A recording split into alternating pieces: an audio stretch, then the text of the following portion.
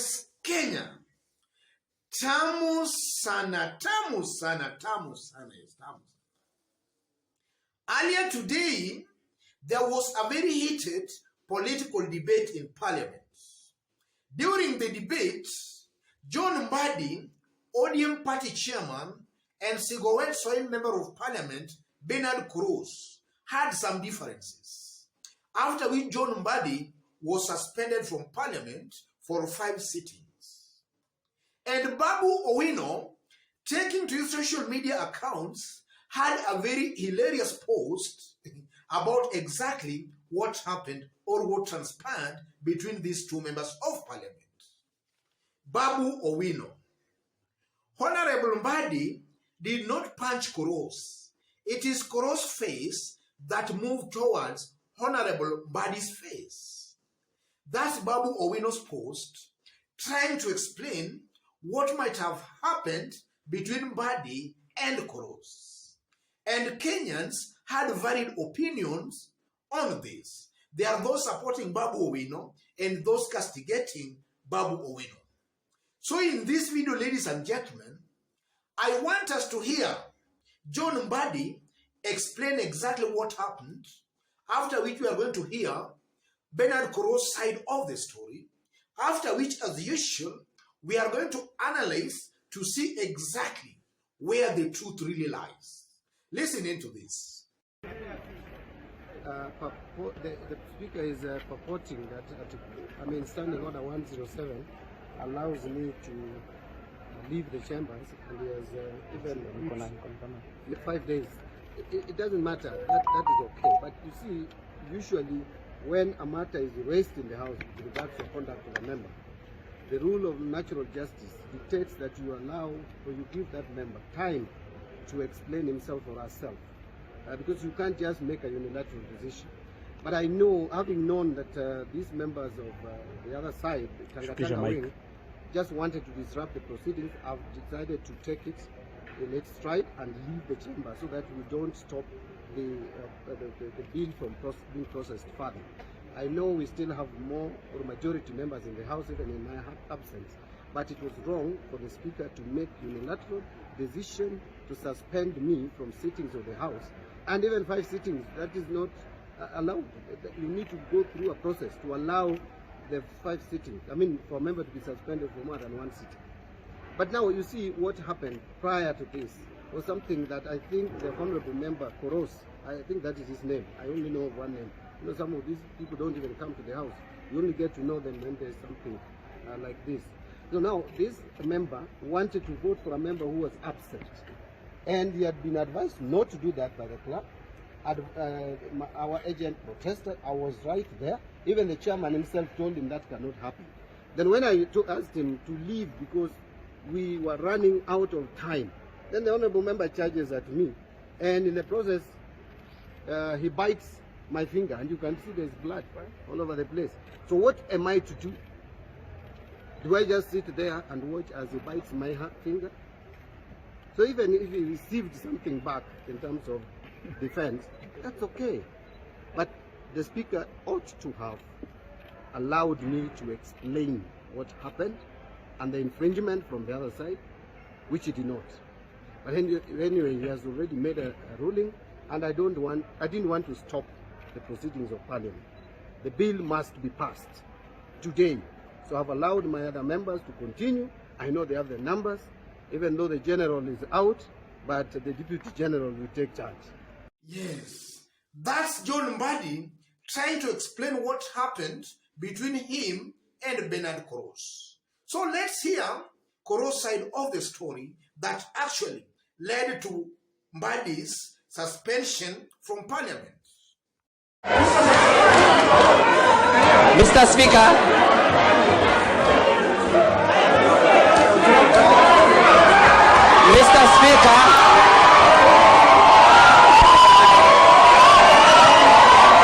Mr. Speaker, I've been attacked in this house by the master of violence in this house, Mr. Speaker. Now I can't see, I can't vote. I have a right to vote in this house, Mr. Speaker. We cannot accept to be injured in an national house like this, Mr. Speaker. This can happen here. It cannot happen. This can happen, Mr. Speaker.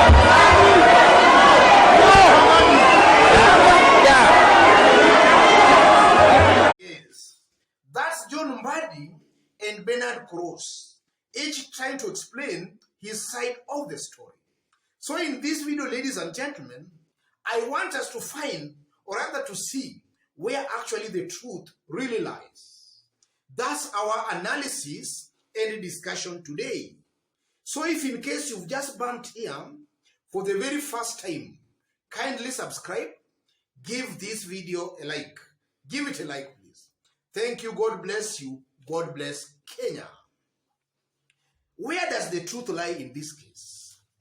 From Mbadi's story, Mbadi is trying to say that this member of parliament wanted to vote for a member of parliament who was not in the house.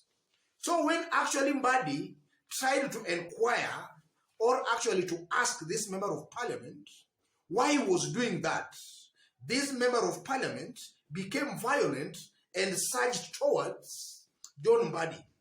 And actually you've seen Mbadi showing his finger that was bitten by this member of parliament. And Mbadi is also saying that he had to defend himself, and maybe he found himself punching this member of parliament on the face. Yes. Listening to Bernard Koros talk, Bernard Koros is not even explaining what might have happened, but it's just being, we are seeing is being escorted, or rather is being given some steam by the likes of Kimani Ngunjiri. And we know Kimani Ngunjiri is the biggest inciter we have today in Kenya, Bahati member of parliament.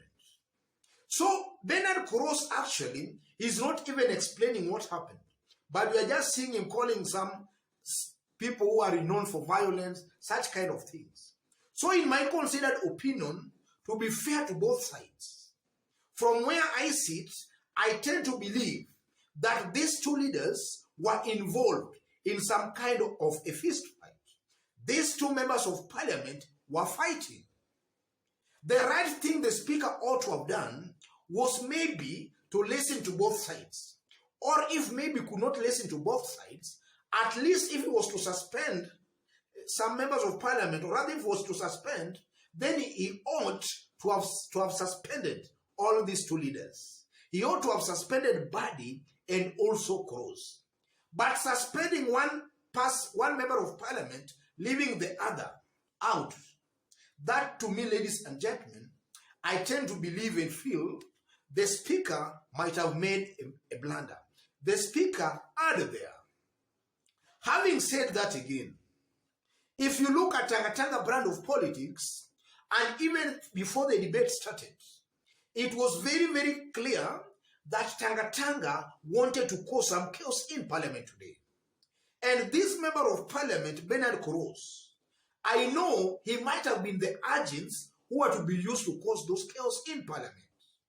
So from where I sit again, I might be tempted to conclude that in the recent days, Tanga are appearing disparate, and they are using all tactics and means to paint a picture that actually they are the victims.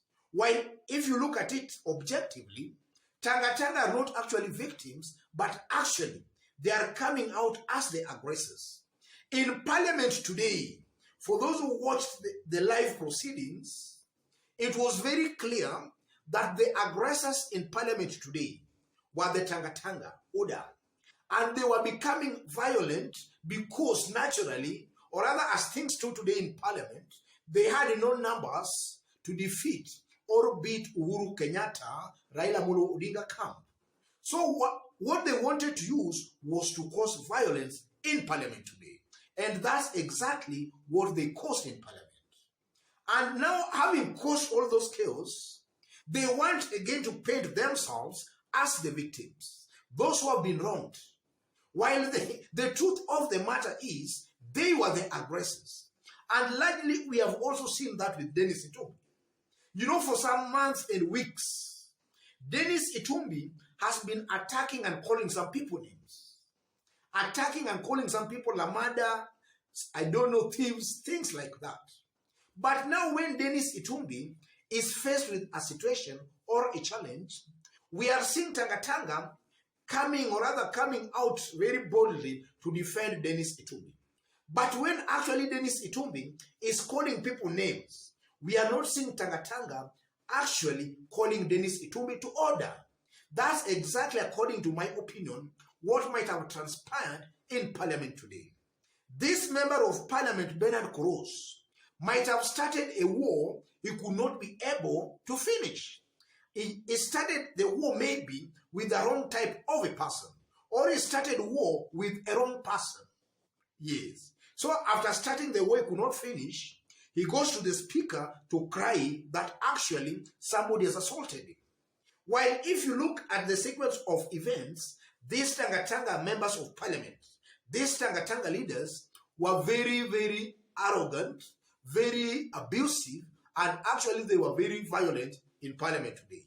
So from where I sit, the speaker made a blunder. The speaker erred in only suspending one member of Parliament, because it's very clear that these two members of Parliament were engaged in some kind of a fist fight. They were fighting. They ought to have been, the speaker ought to have suspended these two members of Parliament, because from where I sit, I tend to believe that as an elected leader, you are to act as an example, as a role model. An elected member of Parliament, you should use your brain, not your fist. That is actually what the speaker ought to have done. The speaker ought to have suspended these two members of Parliament, not only suspending one member of Parliament. The speaker made a blunder.